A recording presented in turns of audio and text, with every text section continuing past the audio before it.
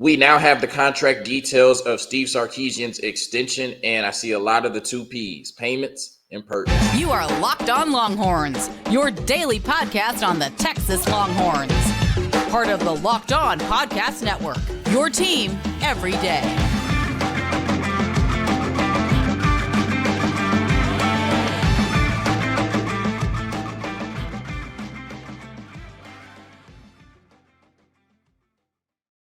Locked On Longhorns, the show. Jonathan Davis, your host. Today's episode of Locked On Longhorns is brought to you by FanDuel. Make every moment more. New customers, join today and you'll get $150 in bonus bets if your first bet of $5 or more wins. So visit FanDuel.com/locked on to get started. On today's episode of Locked On Longhorns, we are discussing the details of Steve Sarkisian's contract extension. In the second segment, it was opening weekend for Texas baseball. They went against San Diego. Didn't get the sweep, but did win the series 2-1. And in the third segment, the Texas basketball team currently in shambles, losing by 21 points on the road this past weekend to the Houston Cougars in Houston.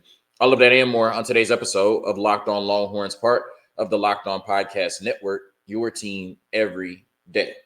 So I'm on social media this weekend. I can't remember exactly when it dropped or who dropped it. And it's public record, so it's not like it was leaked or anything. But I'm on my timeline, and all I'm seeing is Sark, Steve Sarkisian, Sark, L'Oreal, Sark. And I'm like, damn, what did Sark do? You know what I mean? Like, or what's going on with the program? And then I see that the details of his contract extension get leaked, right? And as I start to, not leaked, right? It's public record, but they came out. And as I start to read them, I'm like, oh, okay, I see why everybody's talking about this on the timeline, because this contract is dope, right? I'm like, the two P's, right? A lot of payments and a lot of perks. And I knew it was a big deal when my mom sent it to me, right? Because my mom doesn't watch football. She doesn't know anybody on the Texas football team outside of Arch Manning. She doesn't even know Quinn Ewers. And she can't name the 5 positions on the offensive line. So when my mom is texting me about Sark's contract, asking me about the details and discussing it, asking where he was before the University of Texas, I'm like, this is a big deal, right? Because Sark got his payments and he got his perks. And we know that this contract extension came about a week and a half, I would say, after Nick Saban retired. We know that based on the success Steve Sarkisian has had in the first 3 years at the University of Texas, they were working on a contract extension period. But I do think, Nick Saban retiring and Steve Sarkisian's name being associated with that vacancy maybe put a little bit of urgency under the administration to make sure that this contract extension got done. But we know two things, right? We know this was going to get done regardless, especially coming off a conference championship and college football playoff appearance. And we know that Steve Sarkisian was never going to leave Texas to go to Alabama, especially when he has built Texas in just 3 years to a level that moving forward will be on a similar plane as Alabama, if not a better program moving forward with the departure of Nick Saban. So good that they got this contract done, in January. And it's really cool, as a fan, content creator, whatever your association is to the Texas football program, to see these details of our head coach's contract, because I think it's just super dope to see how it's outlined and, see how he'll be compensated for his work, over the next, 6 to 7 years. So when we look at Steve Sarkisian's contract in the details, he is now the third highest paid coach in college football after this extension, a guaranteed compensation increase of 78%, right? So Dabo Swinney is now the highest paid coach in college football with Nick Saban's retirement. Kirby Smart is number 2. And then our head coach, our forever head coach, Steve Sarkisian, is number 3 on that list. When you look at his annual salary and payments, right, starting with this year, contract year 4, all the way to contract year 10, which is 2030, he starts at $10.3 million this season and then gets $100,000 per year increase all the way till year 10 when he's making 10.9. So this year in 2024, he'll be making $10.3 million. That goes up $0.1 million or $100,000 per year all the way until 2030 when he is making $10.9 million. So healthy $100,000 raise each year. The university will pay 60% of the guaranteed compensation directly to Sark Enterprises Incorporated on a bi-monthly basis. So that's every other month, and 40% for base salary on a monthly basis, right? I have no idea what Sark Enterprises is or how it's used or why 60% of the money is going there and 40% of the money is going directly to Steve Sarkisian. I know that there were a few other coaches that had theirs set up this way. I think Pete Kukowski and maybe one else. So like I said, I'm not an expert on Sark Enterprises, but payments and perks. That's all I know. He's getting a lot of them. As far as cars, right? He gets 2 dealer cars to use. I'm assuming for, personal and professional use, out recruiting, out working for the University of Texas. If he wants to go to, any spot in Austin to get a bite to eat, I'm sure you can use the 2 cars as well. So really nice perk there. Club membership, availability on, based on availability and business need, in terms of club membership at the University of Texas. Private airplane use. I think this is super cool. And this is not for anything, related to the University of Texas, or it doesn't have to be, right? So this is not him going out on the recruiting trail. This is not him attending banquets, awards, showcases, anything like that. This is strictly personal use for him, L'Oreal, and whoever else, right? The university is to provide 20 hours of private aircraft flight time for personal use each year, and unused hours will not carry over. And when you look at it, there's only probably a few windows when he could even use these 20 hours per year, right? Because it's like you can't use it from August to January, right? Because you're going to be in the football season at fall camp. You can't really use it in March or April because that's spring training, right? You have a summer period where you have to be with the team. And then after the season, you're still recruiting really hard because you have National Signing Day working on high school players and transfers, right? So that only really leaves like 3 to 4 months out of the whole year where Steve Sarkisian would be able to travel, period.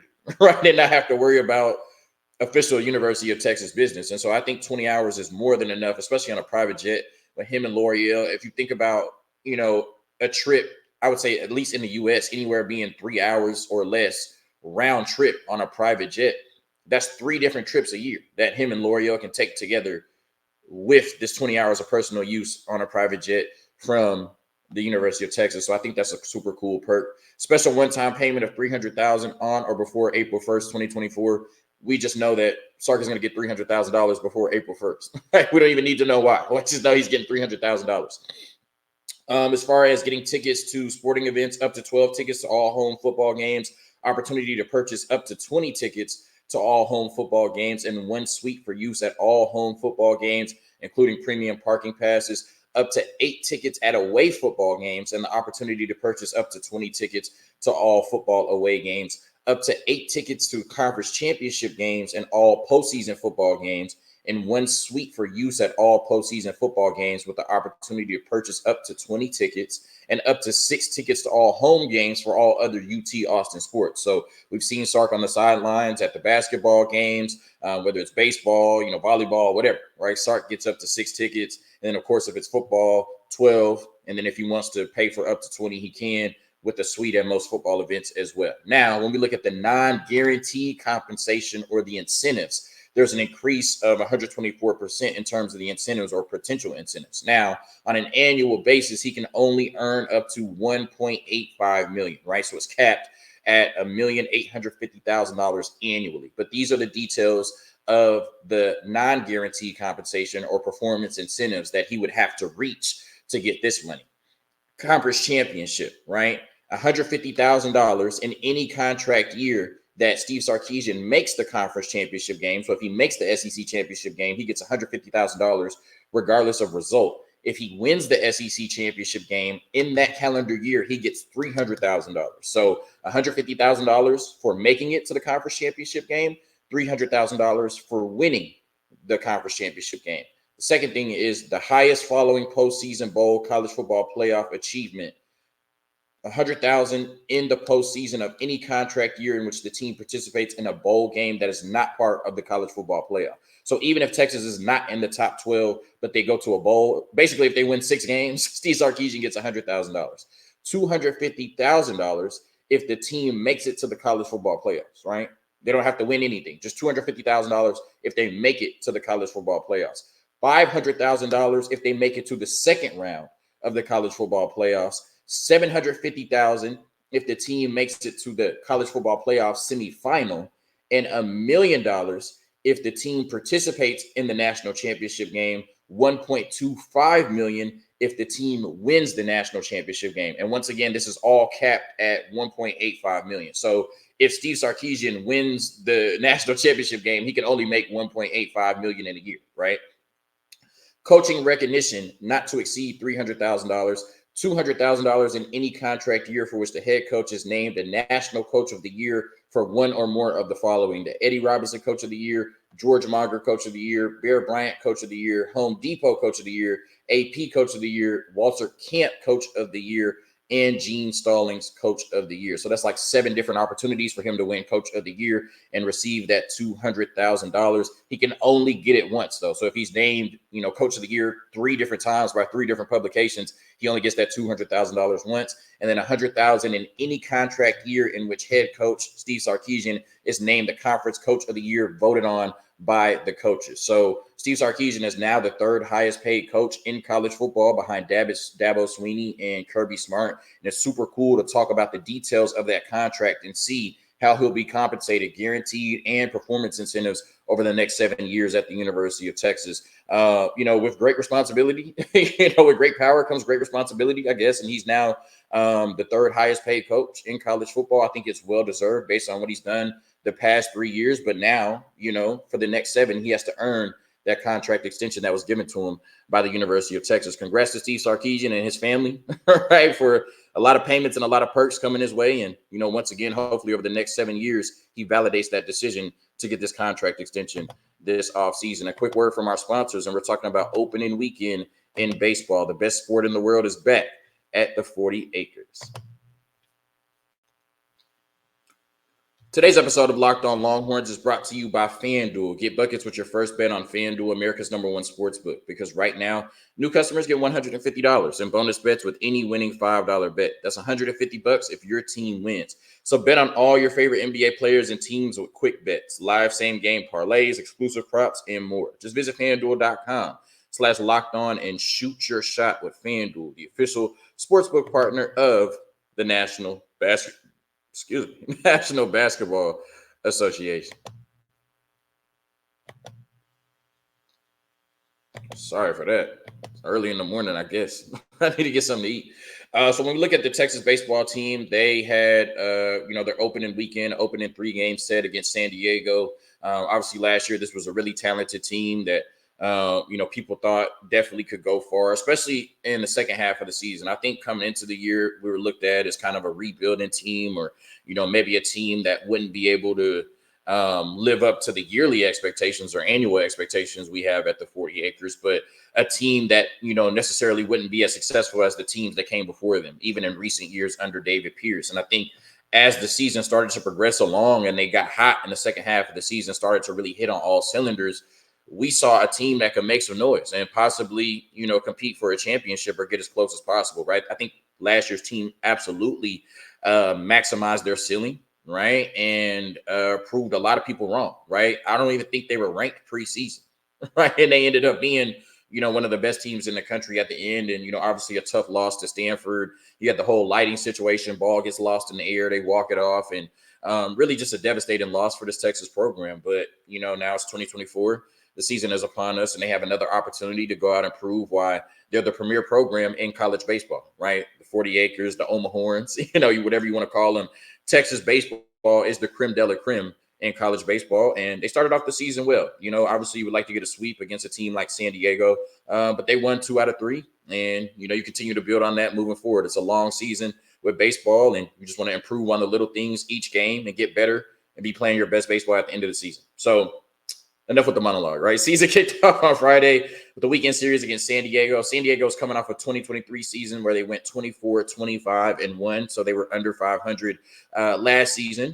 And so we're going to start with Friday. Texas won that game 7-3 on opening day. It was the largest opening day crowd in history. Texas history was 7,935 fans, the 8th largest crowd in Dish history. And then it was the largest 3-day opening weekend in Texas history with over 22,000 fans. And I think the 3-day attendance with 22,000 was 8th overall for a series at the Dish period in Texas history as well. So shout out to the Texas fans for showing up and showing out for opening weekend in baseball. When you look at Friday's game where Texas won 7-3, LeBaron Johnson, who is now our ace, went 5 innings, allowed 2 runs while striking out 6. So definitely a good. Interesting thing about this 3-game weekend set is that San Diego led in all 3 games, right? So it's really a good thing that Texas ended up winning the series. On Friday's game, San Diego led 2-0 in the 3rd and led 3-1 in the top of the 6th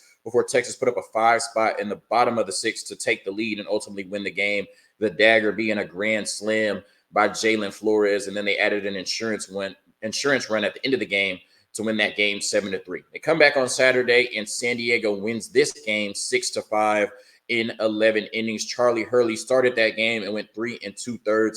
Texas ultimately used 8 different pitchers in 11 innings in this game. The game on Saturday was tied 3-3 from the 5th inning until the 10th inning when San Diego hit a 2-run homer at the top of the 10th, right? But we had some dramatics. Texas was able to come back and match that 2 at the bottom of the inning. So now going into the 11th, we're tied 5-5, right? It was tied 3-3 for 5 innings. And then we go into the 10th and both teams scored 2 runs, right? It's crazy, right? How can you not be romantic about baseball?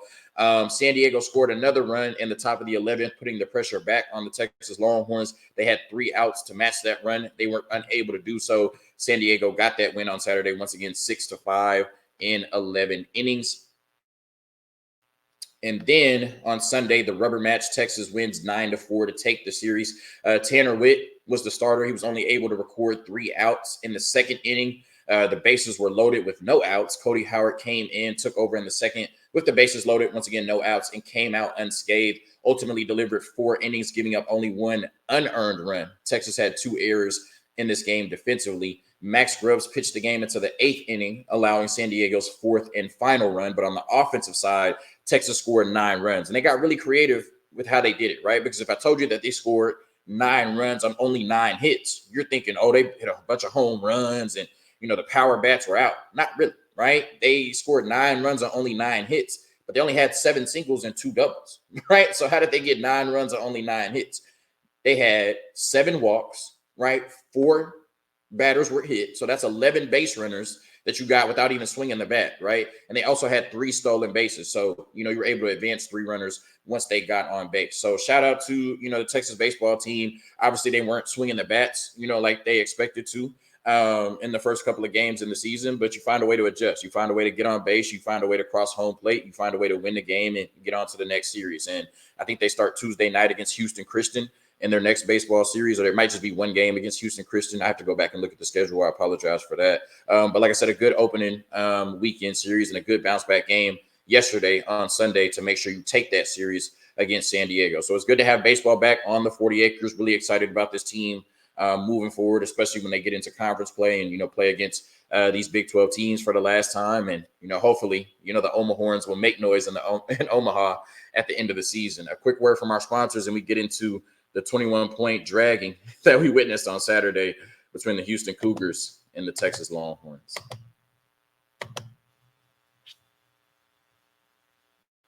Today's episode of Locked On Longhorns is brought to you by LinkedIn Jobs. When you're hiring for your small business, you want to find quality professionals that are right for the role. That's why you have to check out LinkedIn Jobs. LinkedIn Jobs has the tools to help find the right professionals for your team faster and for free.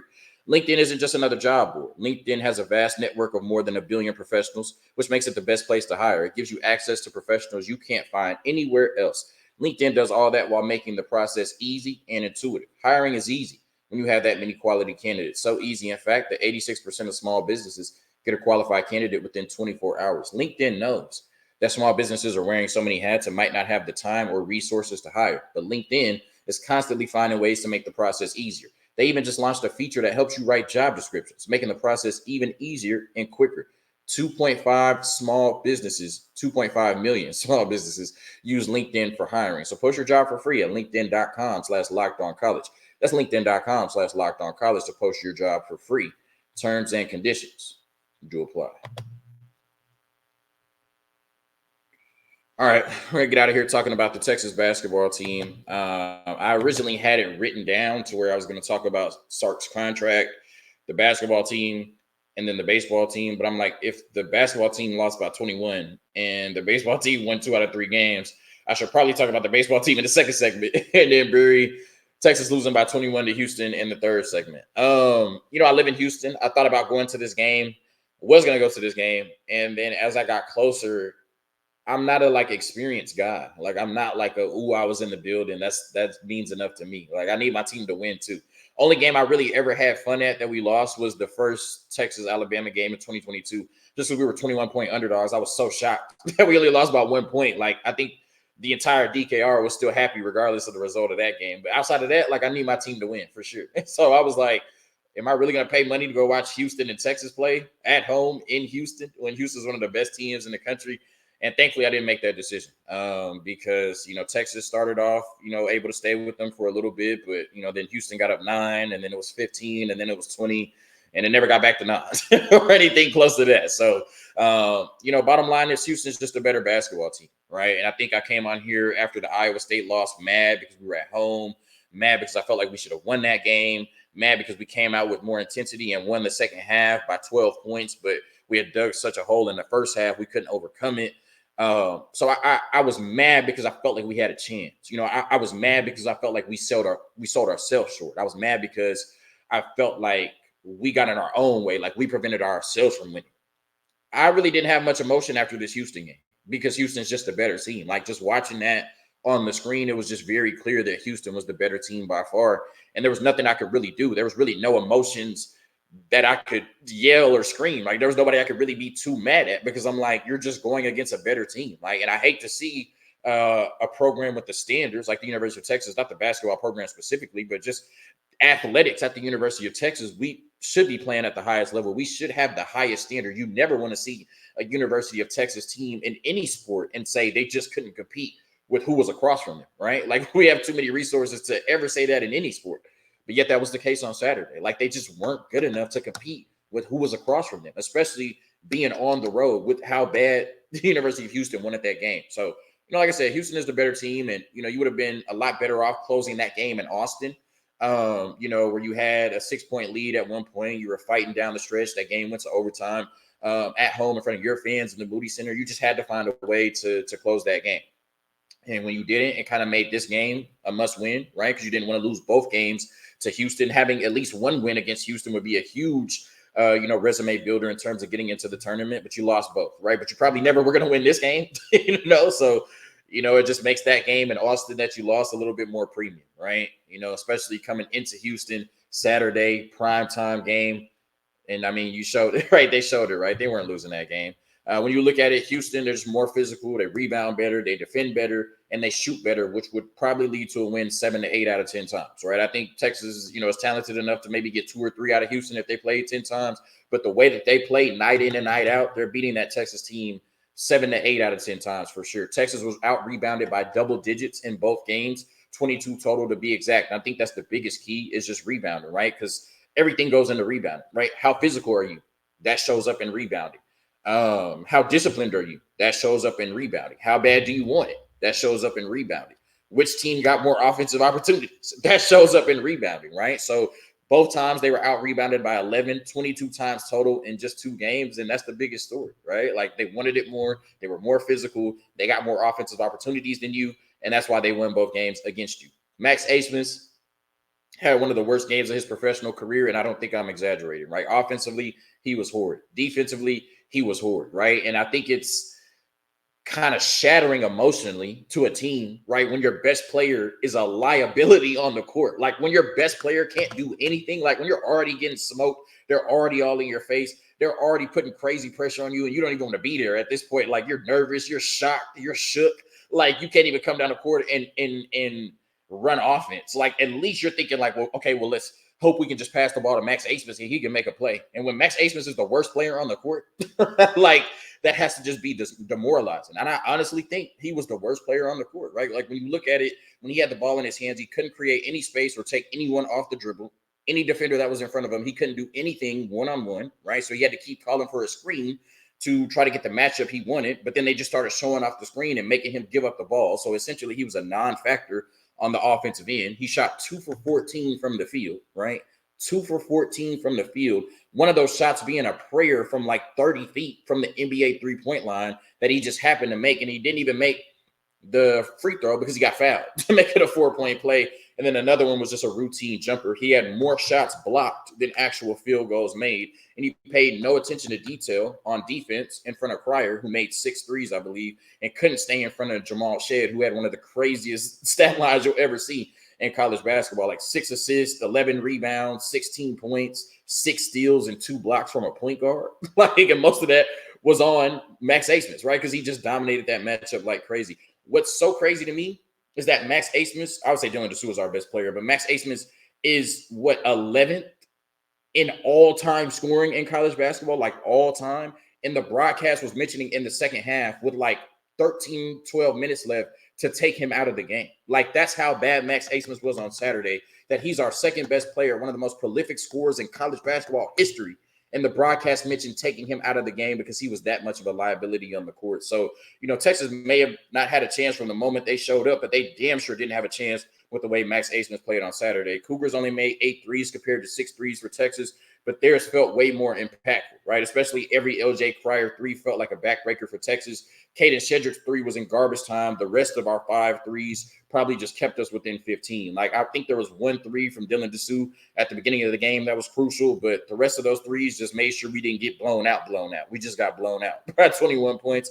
Texas committed 14 turnovers to 8 for Houston, which is a 6 turnover difference. Coincidentally, Shed had 6 steals himself, right? So the difference between both teams essentially was Jamal Shed, right? 14 turnovers for us, 8 turnovers for them. He forced 6 turnovers. That was the gap between the two teams. So once again, Houston deserved to win. They deserved to win by the margin they did. And the best thing Texas can do is move on from it and not let the Cougars beat them twice. They're back at home against Kansas State tonight.